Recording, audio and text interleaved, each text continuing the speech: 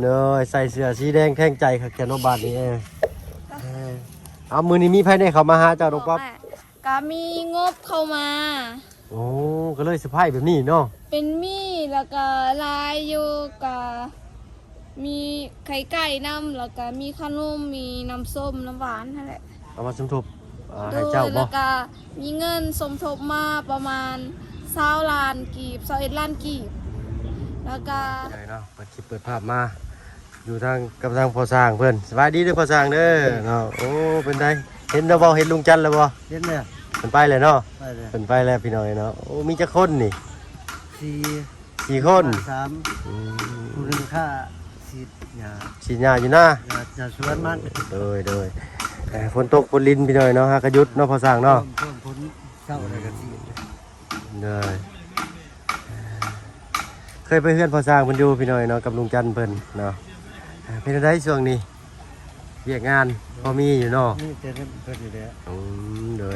ยเนาะเอาพระมันเริ่มลงมือแต่มือใดอันพอสร้างอันนี้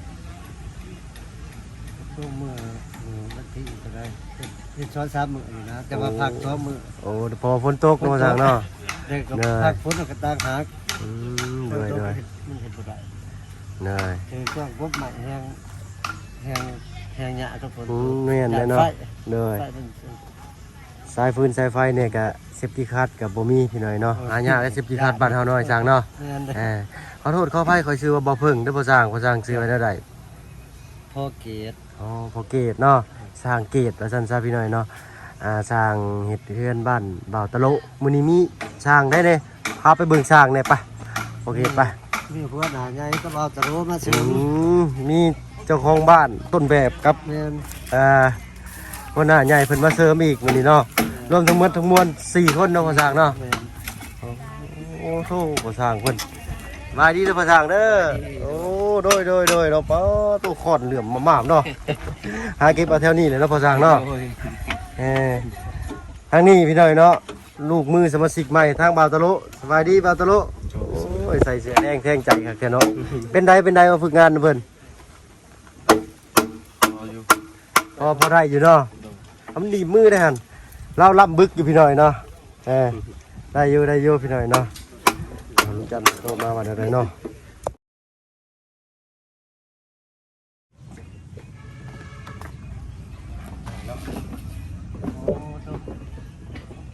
กำลังหดขั้นตอนอันว่าผ้ารีดไหมหน่อยเนาะนั่งหันหลังจะปลาลุงจะไปเนาะก่อนถึงข้าวมาเพิ่งกราบทักทายเดี๋ยวไปลองเนาะกราบทักทายเนี่ยใจดี FC เบิดสุคนเนาะเมื่อกี้นี้เนาะมาบ้านน้องป๊อปแล้วเห็นทางน้องไซกับทางลุงหนวดเข้ามาเนาะพอดีทางลุงจันทร์เป็นโทรมาว่าด่วนมีงานด่วนเนาะก็คือใบมอบกรรมสิทธิ์ทางเพื่อนพ่อบ้านวัดเนาะเพื่อที่เขาซื้ออุปกรณ์นี่แหละเนาะเบิดเนาะตอนแรกนี่หัวมาเพิ่งคิดมีแต่ชายแดนกับใจซ้ำมีเลยเนาะพอดีมาถามลูกสาวเราบอกว่าอยู่ทางโรงเมืองน้องมีพอดีได้ในหันพี่เลยในหันกับบ่มีมันได้ปิ้นให้ใหม่เลยเนาะรอท่าอีกเอากะสำเร็จเสร็จสิ้นไปทีเรียบร้อยพี่เลยเนาะทางบ้านซองทางที่ดินนอนตอนหน้าทางน้องคำดีพี่เลยมันจะลุ้นกันว่าสิมีข่าวดีทางสิ่งปลูกสร้างบอกวินาใดพี่เลยเนาะทางบ่อเชียงยังพอมีอยู่พี่น้องเนาะเพิ่นน่าจะเปิดสมทบพี่น้องทางบ่อเชียงยังมีสมทบกับเพิ่นมาเว้าเรื่องบ้านน้องป๊อปกันต่อพี่น้องเนาะปลุงที่หลายท่านรุ่นรอคอยมาโดนนานแล้วแหละพี่น้องเนาะก็ย้อนว่ากาลเวลาอะไรกะฟ้าฝนเนาะโทษมันยังนี่เก็บไม้ใส่ลังมีบ่เอาไว้ต้มบ่ดิเอาไว้ต้มบ่หรือไว้ดังไฟเอาไว้ดังไฟโอ้ยเราสบายดีน้องป๊อปสบายดีเด้อเนยใส่เสื้อสีแดงแท่งใจค่ะแกนบาทนี่เอามือนี้มีไผได้เข้ามาหาเจ้าน้องป๊อปได้ทูดบ่พอสั่งพริกบ่เอาทำนี่เนาะสีแค่หน่อยเนาะลื่นโอเคเนาะ10,000ได้เนาะสำนี้นี่เอาเว้านัวหัวม่วนเด้อพี่น้องเด้อเนาะเมื่อกี้นี้เข้ามาเนาะแล้วก็เข้ามาไว้เลยก็ออกไปไว้อย่างสายฟ้าฟาดพี่หน่อยเนาะเจ็บหลังเจ็บไหล่เพิ่นแหละเนาะพอดีทางจันเพิ่น เข้าไปบ้านสะทึมเนาะเนาะไปเอาใบเอกสารไปให้เพิ่นพี่น้อยเนาะอยู่ทางบ้านสะทึมพุ่นแหละพี่น้อยเนาะทางมาเพิ่นก็ลงคลิปไปเลยแล้วพี่น้อยเนาะจะได้ก็ฝากติดตามรับชมนำเด้อพี่น้องเด้อเนาะเอาเป็นอีกหมู่บ้านหนึงที่เฮายังบ่เคยเข้าไปเนาะมีแต่เข้าไปทางบ้านบาตะโลเนาะพูนทางบาตะโลเป็นได้บาตะโลสู้ๆเนาะเอาเนาะกินข้าวหรือบ่มื้อนี้ได้ยังกินข้าวบาตะโลเฮาปลาปิ้งโอ้ปิ้งปลาตัวเนาะทางบ้านเพิ่นสิเว้ารบหลังหน่อยนึงเนาะโอ้มันยังอันนี้ฮะของสร้างได้นี่เนาะทางลุงจันทร์เพิ่นพี่น้อยเนาะมาอะไรก็เพิ่นว่าตัวนี้พี่น้อยเนาะทางลุงจันทร์เพิ่นได้มีของสมนาคุณเนาะทางผู้ใหญ่จะดีมอบหมายเพิ่นอันนี้ฮอดขั้นตอนยังอันบ่สร้างเพิ่นเดินนี่บาก ตอนบากแม่น เลยบากไม้เพิ่นว่าจะอันนี้เนาะทางบ้านน้องป๊อปเพิ่นอยากให้ยกสูงขึ้น โดย พอสิเป็นไปได้บ่เนาะ ได้ อยู่เนาะถ้าว่าเสาความยาวมันจักเม็ดบ่สั่งนี่4เมตร20บ่ 4 เมตรเช้า 4เมตร20ข้างล่างนี่ก็ประมาณ2 บัดนี้ 2 เพื่ เม อ ตรบ่ เพื่อตัดตัวนี้เด้ อืม เพื่อตัวนี้ก็เพื่อที่ต่อเสาดัง โอ้เสาดัง บัดนี้มันสิต่ำนิดนึงมันชันนิดนึง โดย คอยเพื่อไว้คันเฮ็ดชันช้ำนี้ โดย มันได้แต่ว่าตอกเสาดังมันบ่ได้มัน ตอก สิ เสา บ่ ดั แน่ งมันบ่แน่น โดย โดยแม่นเลยเนาะแต่ว่าเฮายกทั้งพื้นขึ้นก็ได้เนาะห้องบ่าเสาเอาเนาะ โดยเอาตีนเสามันยาว เลย โดย ทีมเช้าสำนี้เลือสิเพิ่มอีกบ่ โดยมันแบบว่า มันยังอีกสั่นพุ่นบ่ ชั้นนั่นแหละชั้นนี้ ทางทีมงานว่าได้น้องป๊อปเพิ่นสิไปเปลี่ยนให้บ่ เปลี่ยน โอเค ตัวใหม่เลย เอาตัวใหม่เลยเนาะ โดย เนาะโอเคพี่น้อยเนาะก็เดี๋ยวทางทีมงานเปลี่ยนมาให้เนาะทางอันว่าบาเซาของน้องป๊อปเพิ่นเนาะได้ยังไงสร้างกินโอ้เพิ่นกินข้าวเองเพิ่นเด้อน้องป๊อปเนาะ โดย เลยเนาะเอาเก็บไว้ดังพื้นดังไฟหลายเนาะมีกระสอบบ่ล่ะ ขอบ บอกกับเจ้ามีกระสอบบ่วะกระสอบอยู่เฮือนเจ้านะเอามาเก็บใส่เอาไว้ดังพื้นดังไฟเนาะถิ่มเขาลุกคักคือหยังนี่เด้เนี่ย โอ้แม่นจะมีให้พาพื้นเนี่ย เอามื้อนี้มีใครได้เข้ามาหาเจ้ามื้อนี้ มีหลายคน ถือได้อยู่บ่ ไม่ได้ เมื่อกี้นี่ว่าสิมาพากันซุ่มนุมกินหยังกันเด้เนาะเมื่อกี้นี่เนาะสิมาไปกินน้ำอยู่ กินตำตำมะกรูด ใครเป็นคนตำแซ่บอยู่บ่บาดนี่ อ๋อน้องเมย ฮะ น้องเมย น้องเมย โดย คนในบ้านเจ้าบ่ โดย ใส่มาเบิ่งขั้นตอนเพิ่นประกบก่อนพี่หน่อยเนาะใส่น้องป๊อปเอาเบิ่งพี่มาห่มพี่มาพี่เช็คอยู่ไหนป๊อปอยู่ไหนเนาะเช็คอยู่ไหนนี่แป้วยังเช็คอยู่ไหนนี่มานี่บ่ ที่บ่ได้มานี้ เช็คอยู่ไหนเนาะ ที่ สิอยู่ไหนสิเด้อพี่น้องเด้อเนาะบ่แม่นเช็คเด้สิเนาะเอางามไหมเนาะงามมันน้องป๊อปนี่มองขึ้นบ่อทางนี้มาน้องป๊อปมาเอาบอลเข้าบาตะโลโจใจเนาะเจ้า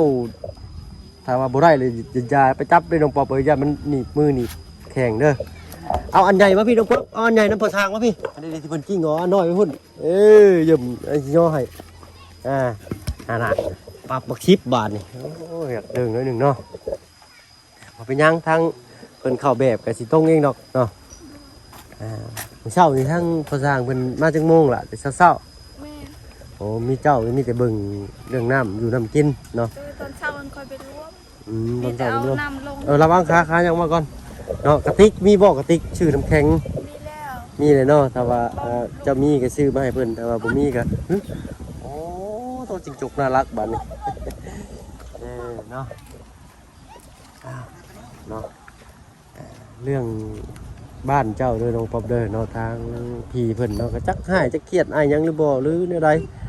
เนาะยังเฮ็ดจิตใจเพิ่นหรือบ่ก็บ่จักนํเนาะยันว่า เพิ่นบ่สบายบ่หรือใดเนาะคือว่าเงียบหายไปเลยเนาะเอาสวัสดีได้ก็ขอให้อ้ายเพิ่นอยู่ดีมีแฮงเนาะความเจ็บก็สิได้ความไข้จะมีได้เด้อเนาะเอาน้องก็มาแจ้งน้องสำนี้เนาะเนาะก็เบิ่งกันต่อไปอีกพี่น้อยเนาะทางบ้านน้องป๊อปเพิ่นเนาะก็ทางเพิ่นก็จักเว้าบ่ถูกสิเว้าจักสิว่าได้เนาะสะเทือนจิตใจหน่อยนึงว่าซั่นซะเนาะอึ๊บอ๊อบเดี๋ยวๆๆค่อยสูดสดใหม่เด้อหานะน้อยนึงเนาะ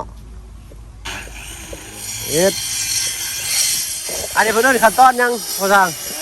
อันนี้นะเข้านี่ก็ เขาแบบเขาขี้เขาค้างมัน เขาคีบเขาค้างพี่หน่อยเนาะ เขาค้าง เขาคือเขาแบบเสาเขาคือเขาค้างทางฝั่งไทยสิเอิ้นอีกแบบหนึงบ่พี่หน่อยเนาะหรือทางฝั่งลาวเพิ่นสิเอิ้นอีกแบบหนึงเนาะคือทางสมมุติว่าบ่แม่นสมมุติแหละปัจจุบันเนาะทางวัยรุ่นหรือว่าอายุ20ปลายปีนี่เฮ็ดเรือนไม้สิบ่ฮู้ทางบ้านข่อยนะเว้าเขาบ่งเขาแบบเขาหยังนี่มีแต่ฮู้แต่ว่าเขาแบบแต่ว่าเขาเว้ามันถูกตามภาษาบ้านเฮาอะเนาะภาษาเนาะบ่ฮู้ อย่างอื่นไม่ไปร้ายเนี่ย เหนื่อยเนาะถ้าพอสร้างพอดีมาแต่ปักเซ่เนาะยังมาสร้างครอบครัวอยู่ทางนี้ หน้ามันกันเลย มาทำกันเบิดทั้งผู้เป็นเมียนี่ก็อยู่ทางปักเซ่ไปเลยโอ้โดยปักเซ่กับปักซองคนละบ่อนเลยนะครับ ตะ เนาะ กอน ปักซองด้านหน้าสิใกล้กับปักเซ่ป่ะ ใต้ปลายขี้บุก เนาะครั้งหนึ่งในชีวิตอยากไปอยู่ที่ไหนเนาะเราเบิ่งก็ได้อยากสัมผัสอากาศหนาว หนาวท โอ้ปกติเนื้อชุดนี่ก็หนาวใต้ชุดของเขานี่ก็หนาวเนาะคือขั้วโลกเหนือขั้วโลกใต้เนี่ยก็นอนซื้อกันแข่งสองชุดสินะอันนี้ก็บ่มีข้อมูลดอกนะบ่เบิ่งมาจากสารคดีว่าซั่นซะ เนาะน้ำในก็ถ้าว่าได้ขาดได้กับบอกน้องเพิ่นเด้อภาษาเด้อเนาะทางลุงจันทร์กับทางทีมงานก็เวียนเข้ามาอยู่บ่อยอยู่ดอกเนาะดีเนี่ยแต่ทางบ้านน้องป๊อปเพิ่นมีไฟฟ้าครบแล้วพี่น้อยเนาะน้องป๊อปเนาะน้องจะไปใส่เอาอันลองชิงดังหนึ่งก็ได้ไม้อ้ายบ่มีเลย อ๋อ เนาะ โดย คือม่วนได้ทางน่ะเนาะ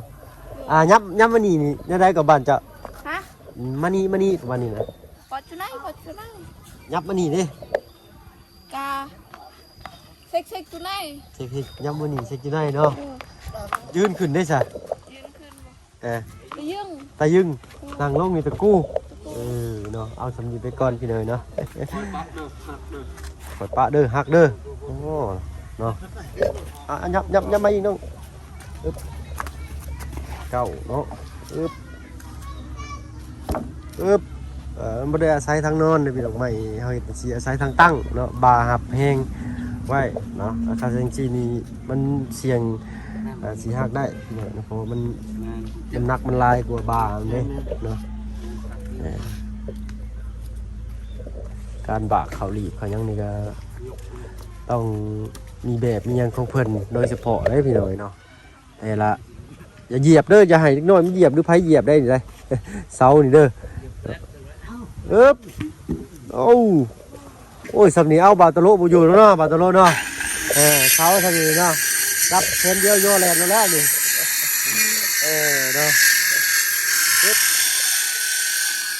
เสียงดังเลยเนาะระวังขาน้องป๊อป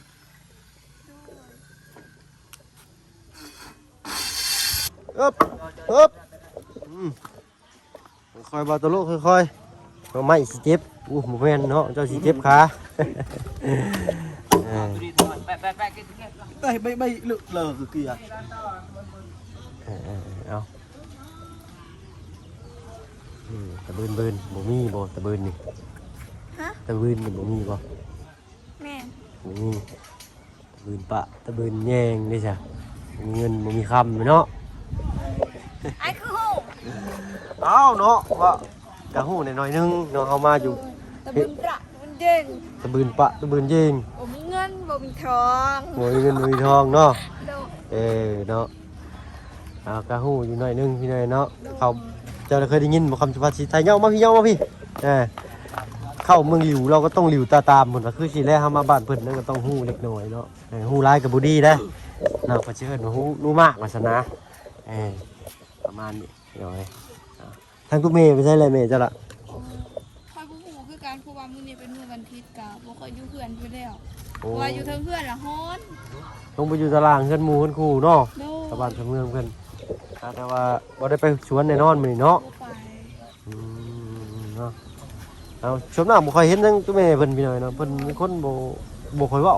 แบบอ้าย เราอายเราเว้าบ่เป็นว่าซั่นซะว่าซั่นเนาะประมาณนั้นเนาะน้องป๊อปเนาะ โดย เอาลุงหนวดเพิ่นมาแนะนำยังแน่น้องเพิ่มเติมแน่ อ๋อลุงหนวดก็มาบอกว่าได้สั่งเขาใหม่ไปแล้ว เวลาสอบนี่หันเป็นไม่ได้มื้อนึงค่ะที่อ้ายหันเข้าไปเช็ดทางไม้ยังบอก เหนื่อย เข้าไปซอยเรือกับไปเรื่อยๆหั่นนะ แต่ แต่ สิเอาไป โดยแต่ถ้าแบบเพิ่นกับบ่มีก็สิเอาเศร้าตัวนี้หันแหละแต่ถ้าทางน้องหันมีเพื่อนขอบเพื่อนครัวบ่อยากเฮ็ดบ่ ตั้งไว้นี่ ฮะ ตัวน้องมีเงินอยากเฮ็ดเพิ่นครัวก็เอาตัวนี้เฮ็ดเลย โดยแต่ถ้ายังบ่มีก็ ถ้ามีเคสอื่นก็ แม่ เอาไปให้เพิ่น โดยเพราะว่าเพิ่นเฮาก็บ่ได้เฮ็ดหยังเด้ เหนื่อย โดย ประมาณนั้นพี่น้อยเนาะ โดย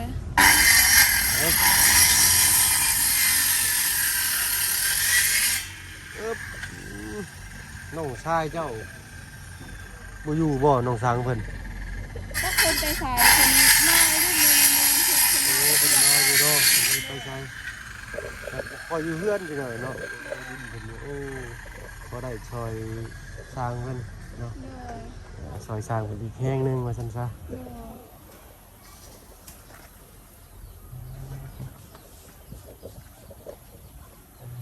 ว่าคือว่าจัดมีคือว่าหลายแท้เนาะ อ๋อว่านี่อายยังบ่ฮู้บ่ ยัง อ๋อ นั่นเว้ามาให้ฟังอยู่หั่น ลืมบอกอ่ะก็มีงบเข้ามา โอ้ก็เลยเซอร์ไพรส์แบบนี้เนาะ เป็นมีแล้วก็ลายอยู่ก็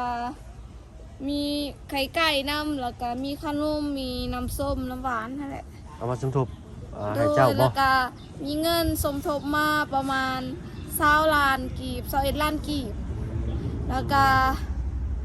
มีงบให้น้องใส่อีกล้านหนึง เหนื่อย โดย ทางเบาลี่บ่หรือเบาเตียง ทั้ง ทางไพโนบาดนี่ชื่อได้อยู่บ่ จือได้ทางเบาเสียง โอ้ทางเบาเสียงเพิ่น โดย เนาะโอ้ช่วงนี้เบาเสียงเพิ่นนี่เนาะงานแน่นมือดิเนาะเนาะโอ้ดีใจนำ โดย เนาะทางผู้ได้และผู้รับเนาะ โดย ทานมื้อเช้าไล่ข้าวมื้อแรงเด้อ โดย ให้ทานมากก็ได้เนาะคือว่าซอยกันเนาะจื้อได้อยู่บ่ตะกี้เป็นโพนแล้วก็มีต้นไม้ทางโคกเนาะมีต้นมะขามต้นหนึงอยู่นี่ แบบบ่คือแบบบ่เคยฝันเลยว่ามือใดมือหนึงเฮาสิมีหอมมือนี่หั่นน่ะว่าสิเหือนเฮาสิแปลนเท่านี้บ่ นั่นแหละ บ่เคยเลย คิดว่าสิคือเก่าหั่นแหละมีแต่เฮือนครัว นั่นแหละ คิดแต่ว่าไปเฮ็ดเวียกมาเมื่อเฮ็ดเวียกพอได้ซื้อของกินให้ทุกแม่กับน้องกินแล้วก็ดีใจแล้ว คิดว่าแต่ซ้ำนั่นคิดมาแล้วก็เมื่อแต่หันแล้วก็สิเฮ็ดกินได้กินแล้วแล้วก็นอนก็ไปเฮ็ดเวียกคือเก่าตอนเช้า เลยเนาะ มี ชี แต่ วิตวนลูก สำคัญเลย เป็นสั้นเป็นไงเนาะ โดย เอาวันที่สมมติว่าได้มีเพื่อนซ่านเป็นของตัวเองแล้วอนาคตนี่น้องคิดจะมีเห็ดหยังบอกในชีวิตภายภาคหน้าในอนาคตนะเนาะ โดย อนาคตมันก็แนมบ่เห็นดอกพี่น้อยเนาะ โดยแค่เฮามีเงินเฮาก็เปิดเป็นร้านค้าก็ได้เหอะหารน้อยๆหั่นนะแบบเฮาเฮ็ดกระตุกน้อยๆแค่เฮามีเงินหั่นนะแล้วก็ขายแถวโรงเรียนแม่นบ่ เหนื่อย แบบขายบอนทางหันเดเข็นทางแล้วก็เขาขายน้ำปั้นก็ได้แล้วก็ขายของกินพอให้เด็กน้อยกินหนนา เหนื่อย กะเขาก็มีเงินนะ ถ้าว่าไปเห็ดอยู่ทางหน้าโรงเรียนนี่ทางอาจารย์นายครูทางพอโรงเรียนเพิ่นบอกว่าที่เนาะ กะบ่ว่าเนาะเพราะว่าเขาบ่ได้ เรา เฮ็ด ต้อง แน่ เศร้าต้องเศร้าที่เพิ่นบ่ กะต้องเซาเพราะว่าที่หันบ่แม่นที่โรงเรียนเนาะเพราะว่าที่อยู่ในโรงเรียนเขาเจ้าบ่ให้ขายอยู่แล้ว อันนี้นะเขาขายเข็มทางเด้หน้าทางเข้าไปหันเด้เขาก็ตังกระตุกน้อยๆก็ได้เขาขายแบบเขาขายกระแลมบ่ขายน้ำปั้นบ่น้าฮ้อนเด็กน้อยก็คือสิมามุ่งซื้อหลายอยู่เพราะว่าอยู่หั่นบ่มีหันขายเด้ เหนื่อยเนาะต้องบ่อายเลยธุรกิจการค้าขายนี่ต้องบ่อายเลย โดย ด้านได้อายอดตัวนี้เด้อ แม่ เนาะ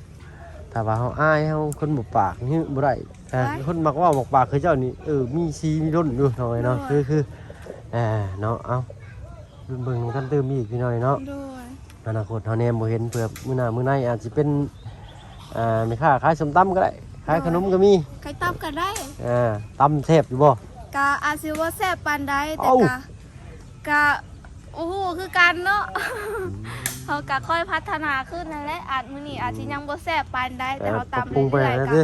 กะอาจสิแซ่บเพราะว่าเขาก็เคยอยู่แบบหารต่ำอยู่ เพราะว่ามันก็บ่ได้ขึ้นกับหยังมันขึ้นกับปลาแดกเฮากันเฮาต่ำนี่นะ เด้อ คันปลาแดกเฮาแซ่บเฮาต่ำแล้วได้ก็แซ่บอยู่แล้ว มื้อหน้าเด้อทางอ้ายจะสิ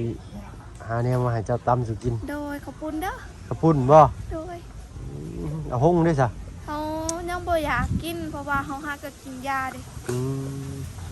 เนาะเอาหงดิเอาหงเอาอยู่บ่ หงนั่นแหละ เอาหงกับกระปุ่นเนาะ ก็มีแต่ข้าวปุ้นกะหงนั่นแหละเฮากินบ่ได้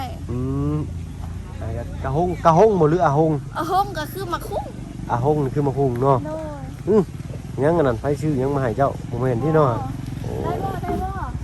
ได้แล้วปอมเอ้ย เออเออเนาะเอาไว้ดูที่บ้านเป็นจังซี่เนาะบ่รู้ก่อนกันเราก็ได้ไผมาล่ะพุ่นบ่า คันเฮาขายจังซี่เนาะม่วนแล้วเฮานี่ได้เงิน เงย เฮาเห็นลูกค้าเฮาก็เอิ้นซื้อซอยในเด้อ เงย สิไปอายเห็นยัง เงยมาแล้วเนาะ ถ้าเฮาอายก็ได้อดแล้วเนาะ เอ้าพี่น้อยเนาะก็ประมาณนี้มาอัปเดตบัญชาการชันน้องป๊อปเปิ้ลเนาะทำมาเพิ่นก็สิขอตัวลำลาไปทางอื่นก่อนเนาะอาจสิบ่แน่อาจจะได้เดินทางกลับบ้านมื้อนี้บ่เนาะ เอามื้อนี้บ่ ฟังเบิ่ง อาสิเมื่อบ่ เนาะเพราะว่านี่แหละมีมันค่ำเลยอยู่ต่อก็ได้พี่น้อยเนาะ โดย รถลุงบ่น่ะบ่แม่นเนาะในรถบ่เที่ยงเพิ่นเนาะ โอ้โห หรือเบาลีบ่อื บ่ ม แม่นติ เนาะรุ่นเบิ่ง พอดีหาก็เมื่อวานนี้ โอ้เพิ่นเมื่อวานนี่บ่ โดย เอาคันซั่นอ้ายไปทางอื่นก่อนเด้อ โดยเพิ่นไอ้สิเมื่อก็ขอให้อ้ายเดินทางปลอดภัยเด้อขอให้อ้ายไปไสมาไสก็ขอให้คนฮักคนแพงขอให้อ้ายร่ำๆรวยๆจับหยังเฮ็ดหยังก็ขอให้เป็นเงินเป็นทองขอให้สมความปรารถนาเด้อขอพระเจ้าอวยพร เนาะพี่น้อยเนาะถ้าว่าเพิ่งเอาตัวลำลาแล้วอยู่ดีๆเองทุกคนไปแล้วพี่น้องสบายดีจ้ะ